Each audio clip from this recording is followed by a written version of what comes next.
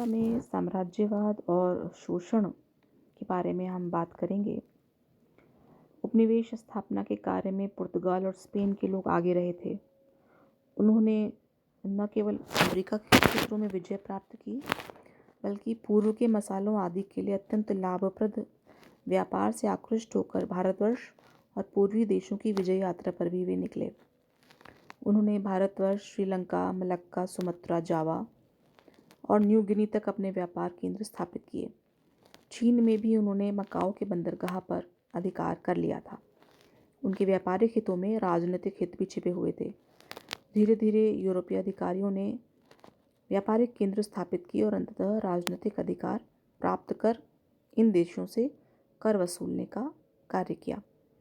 इस धन निष्कासन की प्रक्रिया से पूर्वी देशों को हानि उठानी पड़ी और अंततः इन देशों में भी राजनीतिक चेतना उत्पन्न हुई। अफ्रीका के विभाजन के साथ ही सुदूर पूर्व में यूरोपीय साम्राज्यवाद का प्रसार हो चुका था। यहाँ 1870 तक अधिकांश देश बंट चुके थे। एशिया के प्राय 1/3 भाग पर रूस का अधिकार था। ईस्ट इंडिया कंपनी ने भारत में व्यापार की अनुमति के साथ ही राजनीतिक आधिपत्य स्थापित करने का प्रयास किया। दक्षिण पूर्व एशिया में जापान और चीन ही ऐसे क्षेत्र थे जहाँ यूरोपीय साम्राज्यवाद की स्थापना हो सकती थी। जापान में विदेशी हस्तक्षेप अमेरिका की पहल पर आरंभ हुआ। पश्चिमी साम्राज्यवादियों ने एशिया के इन देशों का जमकर शोषण किया और प्रथम विश्व युद्ध के बाद एशिया के इन देशों ने अपनी राजनीतिक स्वतंत्रता के लिए संघर्ष आरंभ किया। हम यहाँ मुख्यतः भारत, चीन और जापान में यूरोपीय आधिपत्य और शोषण का वर्णन करेंगे। सबसे पहले आते हैं भारत पर। भारत में मुगल साम्राज्य के पतन ने उन अंग्रेज़ों और फ्रांसीसियों को भारतीय विजय के अवसर प्रदान किए जो यहाँ व्यापार करने आए थे। 1600 में स्थापित ईस्ट इंडिया कंपनी और 1763 में फ्रांसीसियों के टकराव में विजय हुई।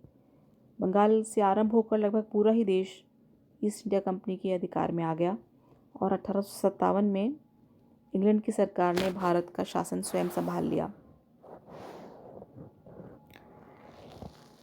अंग्रेजी और फ्रांसीसी कंपनी के बीच के टकराव का उद्देश्य व्यापार पर एकाधिकार स्थापित करना था। अंग्रेजी कंपनी के नियंत्रण के बाद देश के विशाल संसाधन उसके अधिकार में आ गए। भारतीय माल की खरीद के लिए इंग्लैंड से धन लाने की आवश्यकता नहीं थी। भारत में अंग्रेजी विजय से प्राप्त धन को ही इसे खरीदकर इंग्लैंड और यूरोप के बाज़ारों में बेचा जा सकता था। कंपनी के कर्मचारियों ने स्वयं भी बहुत धन कमाया। भारत को ब्रिटिश साम्राज्य का सबसे चमकदार हीरा कहा जाता था। इंग्लैंड में औद्योगिक क्रांति के आरंभ से ही इस देश में ब्रिटिश माल का आगमन आरंभ हो गया। भारतीय दस्तकार और उनके उद्योग बर्बाद हो गए। मुनाफे और ब्रिटिश सरकार को दिए जाने वाले खराज के रूप में भारत से लाखों पाउंड की राशि इंग्लैंड ले जाई गई। भारत के हित अधिकाधिक ब्रिटिश हितों के अधीन बनाए गए। जिसे हम राष्ट्रवादी इतिहासकारों ने उसे ड्रेन ऑफ वेल्थ कहा है, यानी धन का निष्कासन कहा है। 1877 में इंग्लैंड की साम्राज्ञी ने भारत की साम्राज्ञी की उपाधि धारण की, जो पहले केवल मुगल सम्राटों को ही दी जाती थी।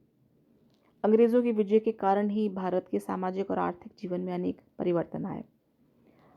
अंग्रेजी माल के लिए भारतीय बाजार को फैलाने और भारत के प्राकृतिक संसाधनों का उपयोग करने के लिए बड़े पैमाने पर रेलें बिछाई गई। ब्रिटिश शासकों ने चाय बागान मालिकों को खास विशेषाधिकार दिए और बहुत ही कम समय में चाय, कॉफ़ी और नील के अनेक बागान खड़े हो गए। 1883 में सारे आयात और निर्यात शुल्क हटा दिए गए।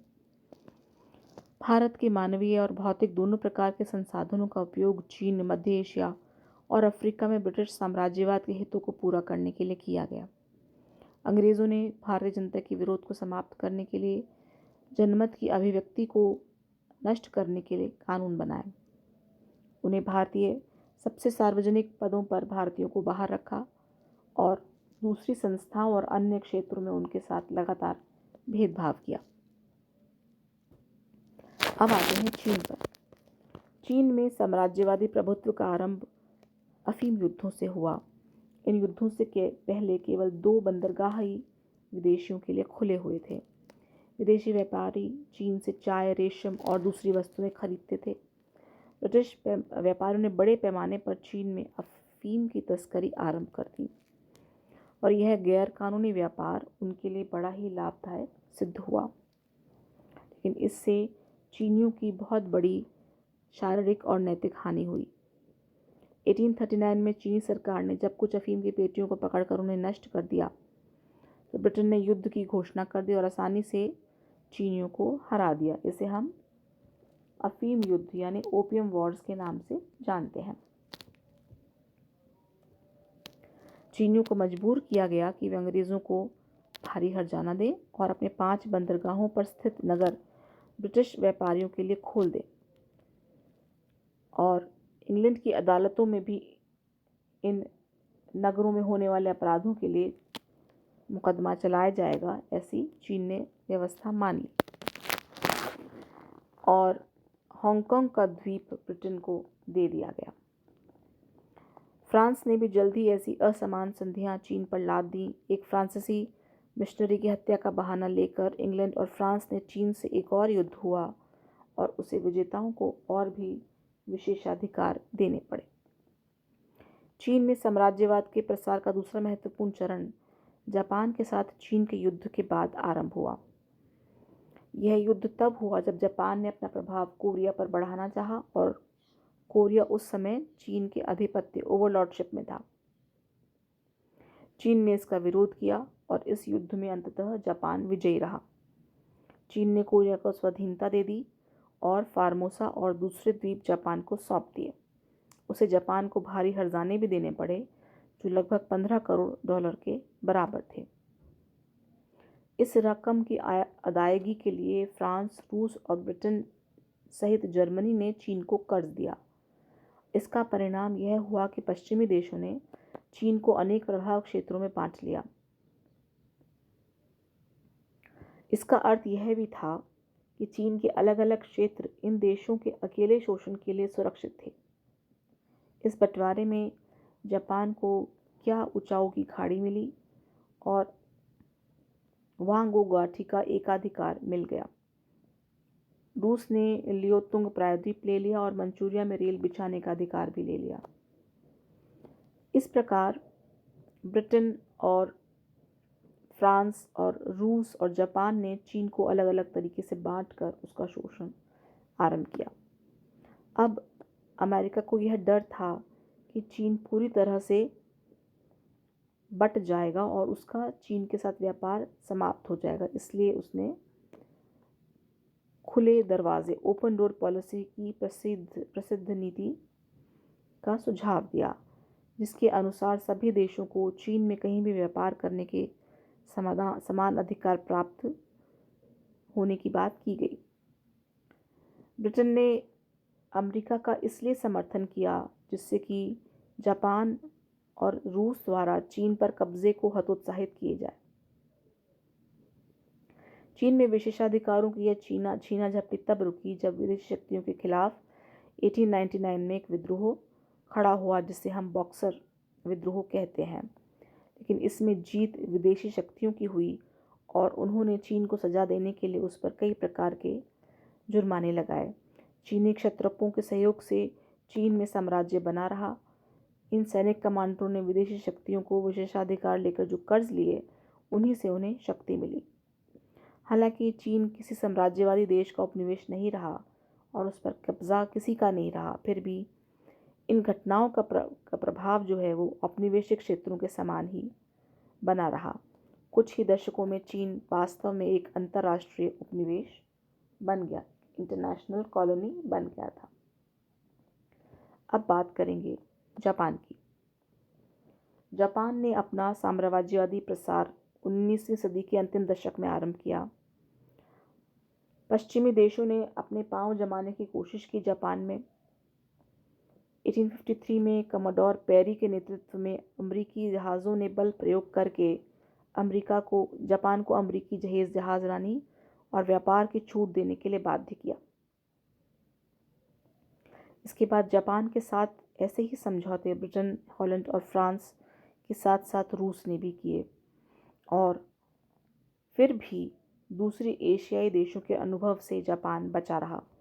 1867 में मेइजी पुनर्स्थापना के नाम से प्रख्यात सरकार परिवर्तन के बाद जापान ने अपनी अर्थव्यवस्था को आधुनिक बनाना आरंभ किया और कुछ ही दशकों में वह दुनिया के प्रमुख औद्योगिक देशों में से एक हो गया। लेकिन वह शक्तियां जिन्होंने अनेक पश्चिमी देशों को साम्राज्यवादी बनाया, वह जापान में भी सक्रिय थीं। जापान के पास अपने उद्योगों के लिए कच्चा माल बहुत कम था, इसलिए उसकी नज़र उन देशों पर पड़ी जहां कच्चा माल बहुतायत से उपलब्ध था और जो उसके कारखानों में तैयार माल की बिक्री के लिए बाजार भी था।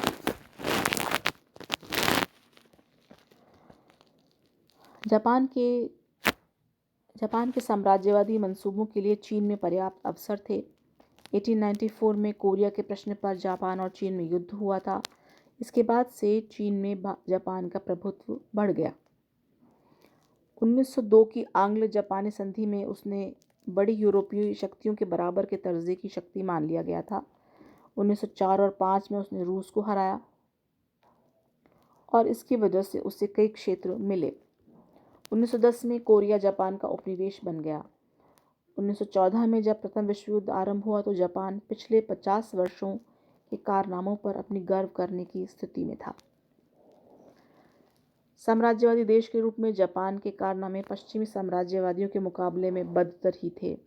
वास्तव में जापान की गतिविधियों से साबित होता है कि साम्राज्यवाद किसी जनगणना या क्षेत्र की विशेषता नहीं है, बल्कि आर्थिक और राजनीतिक शक्ति की भूख का नतीजा है और अपनी नस्ल और सांस्कृतिक दावों के बावजूद किसी भी देश को विकृत कर सकता है। संक्षेप में 20वीं शताब्दी के आरंभिक वर्षों तक लगभग पूरा एशिया साम्राज्यवादी देशों के कब्जे में आ चुका था। अब हम बात करेंगे मध्य और पश्चिमी एशिया की। मध्य और पश्चिमी एशिया में मुख्य रूप से रूस और ब्रिटेन की प्रतिस्पर्धा रही। रूस बर्लिन कांग्रेस के निर्णय से नाराज था, इसलिए उसने मध्य एशिया में इंग्लैंड से बदला लेने के विचार से पूर्व की ओर तेजी से बढ़ना आरंभ किया। उसका मुख्य उद्देश्य था ऐसे बंदरगाहों की तलाश जो वर्ष भर खुले रहें, और इसीलिए वे कॉन्स्टेंटिनोपल और अटलांटिक सागर में बंदरगाह प्राप्त करना चाहता था। रूस की विस्तारवादी नीति से भारत में ब्रिटिश साम्राज्य को खतरा उत्पन्न हो सकता था, इसलिए ब्रिटेन ने रूस के प्रसार को रोकने की कोशिश की। 1907 तक दोनों देशों के संबंध तनावपूर्ण रहे और वास्तव में एशिया की ओर रूस की प्रगति क्रीमिया युद्ध के बाद से ही आरंभ हो गई थी। रूस ने मध्य एशिया में ताशकंद, समरकंद और खोशकंद पर अधिकार कर लिया था और अफगानिस्तान की सीमा तक पहुंच गया। इस कारण ब्रिटिश सरकार को भारतीय साम्राज्य की चिंता होने लगी और यही कारण था कि अंग्रेज़ों ने 1878 और 79 पर अफगानिस्तान पर आक्रमण कर वहां अपना शासक बैठाया। इस प्रकार जब रूस की गति अवरुद्ध हो गई तो वह दूसरी दिशा में ओर बढ़ने लगा और उसने तुर्किस्तान पर विजय प्राप्त की। जब रूस 1885 में पंजदेह पहुंचा तो दोनों देशों के बीच तनाव और बढ़ गया। अंत में 1895 में दोनों ने मिलकर अफगानिस्तान की सीमा का निर्धारण किया। अब आते हैं फारस में। पश्चिमी एशिया में रूस ने फारस पर भी प्रभाव जमाने का प्रयत्न किया, पर यहाँ भी इंग्लैंड ने उसका विरोध किया। दोनों ही देशों ने फारस की सरकार को ऋण देकर अपना प्रभाव बढ़ाने की कोशिश की। फारस के उत्तरी भाग में रूस का आर्थिक प्रभाव बढ़ रहा था और दक्षिण में इंग्लैंड का। अंत में 1907 में रूस और इंग्लैंड के बीच एक समझौता हुआ, जिसके अनुसार फारस के उत्तरी भाग को रूस का प्रभाव क्षेत्र और दक्षिण भाग को ब्रिटेन का प्रभाव क्षेत्र मान लिया गया। मध्य फारस में दोनों को ही कार्य करने की स्वतंत्रता प्राप्त हो गई। नेक्स्ट टॉपिक में हम पढ़ेंगे किस प्रकार अफ्रीका में यह साम्राज्यवाद फैला।